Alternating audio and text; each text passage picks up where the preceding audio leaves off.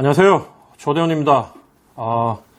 여러분들은 안 보이시겠지만 오늘 제 앞쪽에 이 관객들이 좀 많습니다. 지역 언론인 분들이 좀 오셨고 저는 전혀 몰랐는데 저희 사무실을 방문해 주셔서 더 긴장이 좀 됩니다. 여러분 투표는 하셨습니까? 저는 오늘 아침에 당으로부터 그 문자를 받고 투표를 했습니다. 지난 주말에는 우리 시골에 저희 그 장모님 이주기라서 큰 처남이 있는 대구에 갔다 왔는데 그때 이제 저희 본가를 방문해서 부모님 다 당원이니까 말씀을 나눠보니까 어른들이 이게 모바일이 아주 간단한데도 이거 모바일에 익숙지 않으셔서요 늘 ARS를 기다리신다고 하더라고요. 그러다 보니까 정말로 좀 연세가 좀 되신 분들이 이 모바일 투표를 못 해가지고 전화를 놓치면 실제로 투표를 못하는 이런 결과를 낳을 수도 있겠구나 이런 생각이 들었어요. 그래서 저희 부모님한테는 자세하게 이제 말씀을 드리니까 오늘 모바일 투표 이렇게 하시고 야 생각보다 좀 간단하네 막 이러던데 오늘 이 방송을 혹시 각 캠프에서 보신다면 연세 좀 드신 분들은 모바일 투표를 어떻게 하는지를 좀 자세하게 주변에 있는 그 팀원들 통해서 전파를 하고 교육을 하면 아마 자기들한테 우호적인 표가 한 표라도 그냥 이 사표가 되지 않도록 하는데 도움이 될 거다. 저는 그런 생각이 듭니다. 오늘 방금 이제 제가 이 방송 찍으러 오면서 마지막으로 지난주에 했던 방송을 이래 보다 보니까 이 댓글이 하나 달렸는데 참 가슴이 착잡하고 제 마음을 울려서 제가 잠깐 소개를 좀 해드리면 단일화 결국 안 됐네요. 오늘 아침 9시 5분에 모바일 투표하는데 홍준표, 유승민 두 명의 얼굴이 보이는데 참 착잡하더라고요. 이토록 내 정치에 큰 관심이 생겨 당원까지 가입해 경선 투표까지 하게 될 줄은요. 그리고 뭐 중간에는 좀 생략하고 지거나 혹은 이기거나 하면 박빙 차이 정도 날 것 같네요. 5일날 까봐야 알겠지만 결국 저보고 계속 조대훈 너 저거 진짜 똥꼬집이다. 둘 다 단일화 안 한다는데 네가 왜 그렇게 하느냐 얘기하는데 실은 제가 이번 주는 목요일 정도에 제가 이제 방송을 하려고 하는데 투표 다 마치고 그러면 뒷얘기를 좀 말씀을 드릴까 합니다. 오늘은 그 얘기는 하지 말고요. 제가 주제를 뭘 정할까 많이 고민을 하다 보니까 주변에서 투표에 영향을 주는 내용을 하면 오해를 받게 되니까 안 그래도 미움을 많이 받는데 더 미움 받을 거니까 그렇게 하지 말고 오늘은 덕담을 좀 해주라고 해서 제가 만나본 그 4명의 후보에 대해서 얘기를 좀 하려고 합니다. 먼저 윤석열 후보에 대해서 얘기를 하려고 했는데 솔직히 제가 이 당에 2005년 1월 달에 입당한 이후에 한 번도 이 당을 옮긴 적이 없는데 윤석열 후보는 개인적으로 만난 적이 없어요. 그래서 언론을 통해서 본 게 다기 때문에 아마 여러분들도 관심 있는 분은 저보다 윤석열 후보에 대해 더 잘 아실 거라 생각하고 그래서 윤석열 후보에 대한 내용은 생략을 하고요. 제가 차별해서 그런 게 아니라 아는 게 없습니다. 먼저 홍준표 후보에 대해서 말씀을 드리면 홍준표 후보는 개인적으로 제가 몇 번 만나 뵌 적이 있습니다. 가장 크게 기억나는 거는 2007년 우리 그 당시 한나라당 대통령 경선 때 저는 원희룡 후보의 그 전략기획 특보를 맡아서 16개 시도 연설문을 다 썼어요. 그래서 각 지역마다 그 연설회를 할 때 제가 따라가서 그 원희룡 후보가 연설하는 모습을 보고 또 다른 후보들이 연설하는 모습을 보고 참고해서 그 다음 연설문을 쓰고 했는데 정말 제주도 연설회 같은 경우에는 나머지들은 전부 다 제주도 내려가서 이제 표 작업한다고 그날 어울려서 사람들하고 술 먹고 다금바리도 먹고 이런다는데 저는 후보 옆방 호텔 잡아가지고 마지막까지 연설문 쓰느라고 제주도에서 저 보겠다고 온 지인들도 12시 넘어서 만나서 잠깐 소주 한잔 하고 연설문 다 쓰고 난 뒤에 했던 그런 기억이 납니다. 그때 제가 기억나는 게 이제 울산 연설회 때 이명박 박근혜 후보 이 양진영에서 격렬하게 이제 서로 다퉜고 심지어 원희룡 후보마저도 더 많은 그 응원단 그 당시에 감귤 300이라고 청년들 위주로 이렇게 움직였는데 그 패기 있는 응원을 하는데 홍준표 후보는 늘 보좌관 한둘 데리고 이렇게 돌아다니면서 연설하시는데 그때 이제 자기 아버지에 대한 울산 현대중공업인가 그때 계시고 얼마나 가난하게 자랐고 제가 기억에 나는 장면은 자기가 삶이 너무 힘들어서 아버지 한 뵈러 가려고 이렇게 울산을 갔더니만 아버지가 그 바닷가에 임시 경비원을 하시면서 밤에 이제 지키잖아요. 물건 같은 거 없어지고 하니까 낮에는 허벌판이니까 사람들이 많아서 괜찮고 밤새워 이제 아버지가 지키시는데 그때 이제 몸이 너무 추우니까 회사에서 깡소주를 줬답니다. 그래서 깡소주 한 잔 드시고 그 목욕탕에 우리 옛날에 가면 빨간 이 뭐라고 해야 하나 의자 있잖아요. 플라스틱 의자. 그걸 깔고 백사장에 모닥불을 쬐면서 떨고 있는 아버지 모습 보고 그렇게 많이 울고 돌아서서 자기가 꼭 우리 아버지 같은 사람도 살만 나는 그런 세상을 만들겠다 이렇게 연설을 하는데 사실은 저는 가슴이 참 뭉클했어요. 그런데도 한 번도 아버지를 원망해 본 적이 없다고 얘기하는 모습 보고 저는 사실 아버지가 잘 살다가 망하고 난 뒤에 너무 삶이 힘들어가지고 그때 고시원 생활하고 아버지 원망을 많이 하고 있었는데 그걸 보면서 제가 참 느낀 바가 많았어요. 그런데 이제 연설에 마치고 우리가 이제 비행기 타고 서울 올라온다고 울산 공항에 갔는데 그 공항 귀퉁이에서 당시까지는 저도 담배를 폈거든요. 그래서 이제 담배 피러 이래 갔더니만 그게 홍준표 후보가 있더라고요. 홍준표 대표가 당시에는 담배를 태우셨던 것 같은데 그래서 그때 제가 만나 뵙고 사람이 이제 먼저 담배를 태우시고 있는데 너무 수영원 한 명 없이 그렇게 계시는 모습이 너무 좀 쓸쓸해 보이니까 좀 안 돼 보였어요. 솔직히 그때 당시에 이제 우리가 홍준표 잡는 게 목표였는데 실제로 우리가 원희룡 후보가 홍준표 잡고 4등에서 3등을 했죠, 그때. 그러면서 우리가 많이 주목을 받았는데 홍준표 후보가 담배에 연기를 태우시면서 하늘을 쳐다보면서 연기를 뽑는데 그 너무 안 돼 보여가지고 제가 후보님 힘내세요. 제가 이렇게 얘기하니까 홍준표 당시 후보가 저를 이렇게 쳐다보면서 이제 멋쩍은 모습으로 고맙습니다. 이렇게 얘기하시는데 그 장면이 제가 참 오래도록 지금까지도 한 15년 지났는데도 잊히지가 않습니다. 그리고 홍준표 후보 이제 한 가지 더 기억나는 거는 당협위원장이 되고 우리가 원외위원장들이 대전에 우정연수원인가 그게 이제 이 세미나를 한다고 워크숍을 한다고 한번 이렇게 모였는데 그 당시에 이제 각 지역별로 토의를 해가지고 그 토론 내용을 가지고 이제 가서 우리가 그 당대표하고 당 지도부에 전달하는 발표하는 시간이 있었는데 경기도는 그때 지방선거 앞두고 사실은 당 지도부에 대한 불만이 엄청났지요. 그래서 저도 현수막 갖다 붙이기를 홍준표 후보 얘기하는 거 보고 내가 막말 사죄하고 반성합니다. 저희는 주민 바라보고 일만 하겠습니다. 이런 갖다 붙여가 당에 경고받고 막 이랬는데 막상 이제 내용도 되게 험악한 내용이 많은 상황에서 사실은 또 선배들이 저보고 나가라 그러더라고요. 전직 국회의원들이 자기도 안 나오고. 제가 그걸 들고 나갔는데 내용 보니까 이제 험악해요.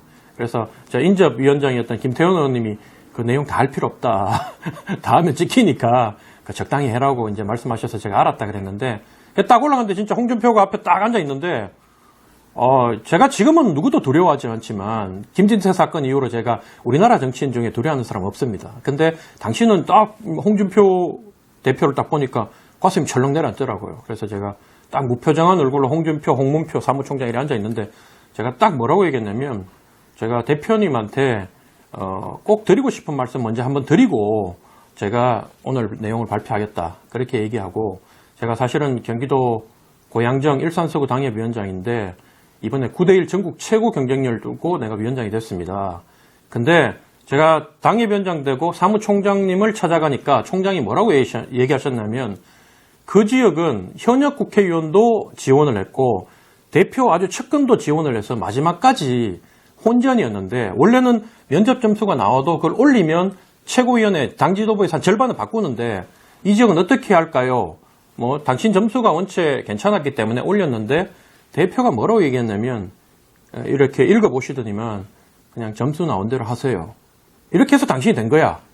이렇게 얘기해 주셨는데 제가 대표님한테 그동안 한 번도 이 말씀 못 드리고 감사하다는 말씀 못 드렸는데 정말 대표님한테 조건, 돈, 선수 이런 거 안 보고 그냥 공정하게 점수대로 나온 평가 기준대로 평가해 주셔서 저 같은 사람도 당협위원장 되게 해주셔서 너무 감사합니다. 오늘 이 자리에 꼭 제가 이 말씀 먼저 드리고 시작하려고 합니다. 이 말씀 드리고 그러니까 홍준표 대표가 얼굴이 약간 상기하면서 부끄러운 듯이 이렇게 계시는데 그리고 우리 당 막 초지는 얘기를 제가 막 했어요. 홍준표 대표 잘못한 것도 그래서 다 들으시고 나중에 저한테 무슨 보복이 있을 줄 알았는데 그런 것도 없었고 그랬던 기억이 나고요. 다음으로 유승민 후보에 대해서 말씀드리면 유승민 후보는 저는 늘 먼 발치에서 바라보면서 저런 분이 우리 당의 진짜 대표가 되고 대통령이 되면 나라가 한결 우리 같은 젊은 사람이 봤을 때는 합리적으로 바뀌고 우리 당에 이렇게 말도 안 되는 이 공천 부분이라든가 당 운영이라든가 이런 것들이 많이 합리적으로 바뀔 거다. 늘 이런 기대를 하고 있었지만 유승민 후보하고 근접할 상황이 없었고 예전에 한번 제가 바른정당 만들어 나갈 때 주변에 있는 바른정당을 따라간 선배하고 친구들이 대원아 그 당에 있어봐야 너를 인정 안 해준다. 너같이 실력 있는 사람이 왜 그 당에서 썩은 당에서 있느냐고 저를 바른정당 가자고 했을 때 제가 그때 뭐라고 얘기했냐면 그 당시에 저하고 친했던 선배들이 다 뭐 원희룡, 남경필, 정두원 선배들이 정두원 선배도 그래 옮겼는지 모르겠지만 어쨌든 가까운 선배들이 다 그쪽을 갈 때 제가 형님 내 말씨 들어보라고 나는 고향이 동쪽이라고 형님들은 서쪽이니까 그쪽 가도 되지만 내 이 동쪽이 고향인데 내 부모 형제 친척들이 전부 다 죽어도 이 당에 죽지 남자가 옮기는 게 아니다고 얘기하니 나는 이 당에서 죽을 때까지 싸우다가 그냥 끝낼랍니다. 내가 그러고 당을 안 옮겼어요. 안 옮겨서 유승민 대표하고 만날 기회가 없었는데 작년 5월 달에 그 유동 의원이 삼선 의원이죠. 유동 의원이 한번 저한테 연락이 와서 형님 한번 보자고 해서 여의도에 갔더니만 유동 의원이 유승민 대표가 형님하고 좀 얘기를 하고 싶어 한다.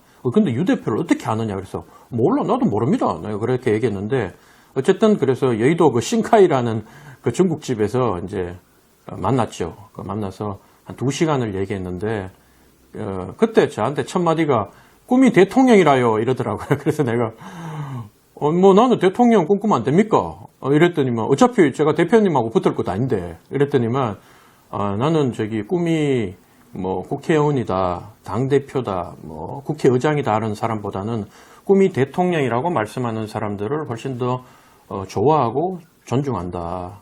그래서 왜 그러냐면 그 꿈을 대통령으로 갖고 뛰는 사람들은 자기 관리부터 하고 노력하는 차원이 다르다. 그래서 조대원 위원장이 지금까지 그래도 소신 있는 발언 이런 것들을 제가 TV 언론 매체를 통해서 많이 봤는데 그렇게 했던 게 아마 대통령을 꿈꾸고 있었기 때문에 그런 게 있지 않나 하는 생각이 든다. 그래서 우리가 이제 감사하다고 저도 감동을 했고 그래서 여러 가지 이제 얘기를 우리가 많이 나눴고 이분이 대통령에 도전하고 싶다 해서 잘 생각했다. 근데 내년이 마지막인 건 아시죠? 그러니까 자기도 안다고. 그래서 나가셔도 저는 작년 기준으로 봤을 때는 누가 나가도 치고 당신이 나가도 난 진다고 봅니다. 그러니까 그나마 당신이 나가는 게 좀 덜 질 가능성이 좀 높아서 언론에서 유승민 후보 같은 사람이 당을 이끌어야 된다, 비대를 이끌어야 된다 이렇게 얘기했던 겁니다. 이랬더니만 자기도 현재로서는 진다는 거 알지만 그래도 자기가 나가서 정말로 최선을 다해서 하늘의 마음과 국민의 마음을 한번 바꿔보겠다.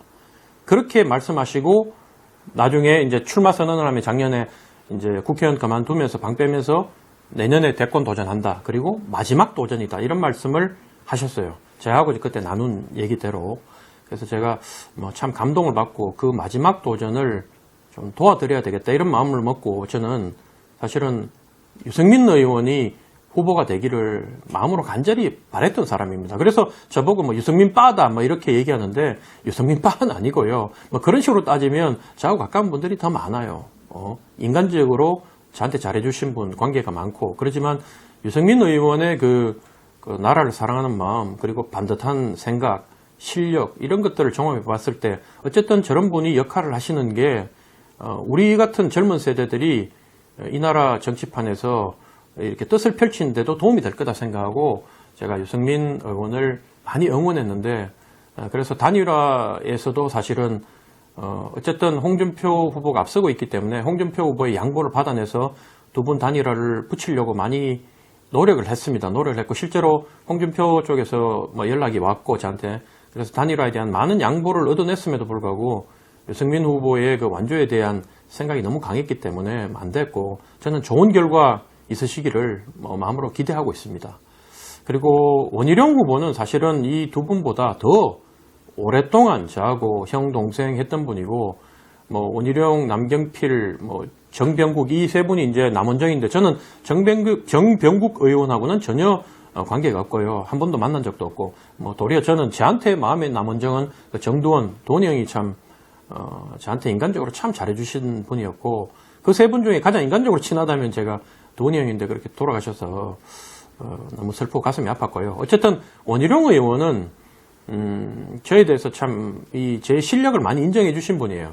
그때 당시에 제가 30대였고 원희룡 의원한테 입 바른 소리도 참 많이 했는데 당시에는 원희룡 의원도 젊었고 그래서 제 얘기를 막 진짜 우리가 치열하게 토론하고 싸우고 하면서도 막 이 권위로 찍어 누리려고 하지 않고 마지막에 안 되면 저한테 빌 정도로 대원아 내가 네가 이런 면이 참 뛰어나기 때문에 하도 연설문을 고치고 막 자기 마음대로 하니까 내가 짜증 나가 줘 던지고 나가니까 그 원희룡 의원이 나중에 달래면서 대원아 내가 이렇게 하는 이유가 네가 그만큼 실력이 되고 이 글을 빨리 바꿔서 이렇게 소화하는 능력이 되니까 내가 그런 거 아니냐. 나는 이렇게 암기하고 말하는 건 자신이 있는데 이걸 글로 표현하는 건 참 자신이 없다. 근데 너를 만나서 내가 너무 좋고 그래서 저를 막 이렇게 설득을 하더라고요. 그리고 너를 데리고 오려고 내가 원래 제가 김동영 의원 비서로 있었거든요. 정확하게는 상근 정책 보좌역으로 있었는데 김동영 의원이 당시 원내대표였고 오선 의원이셨죠. 거물 정치인 밑에 있다가 아는 선배의 추천으로 이제 저를 데리고 위해서 김동영 의원이 또 이렇게 마지막에 저를 보내면서 나름 원희룡 의원 골탕을 많이 먹였어요. 한번 찾아왔을 때 그냥 안 만나고 가고 또 찾아갔을 때 나중에 조대원이는 내가 데리고 있는 비서 중에 가장 뛰어난 친구인데 저 친구는 내가 배지 달아준다 그러고 데리고 온 친구인데 원의원 자신 있냐고. 그래서 원희룡이 나중에 자기 입으로 얘기한 거예요. 내가 DR이 되고 있는 배지 달아줄 자신 없으면 데리고 가지 마라 그래서 내가 한 달을 고민하다가 가서 조대원이 배지 달아주겠다 그러고 내가 널 데리고 왔다. 그러니까 너하고는 또 DR하고 관계도 있으니까 어쨌든 우리가 잘 이렇게 하자.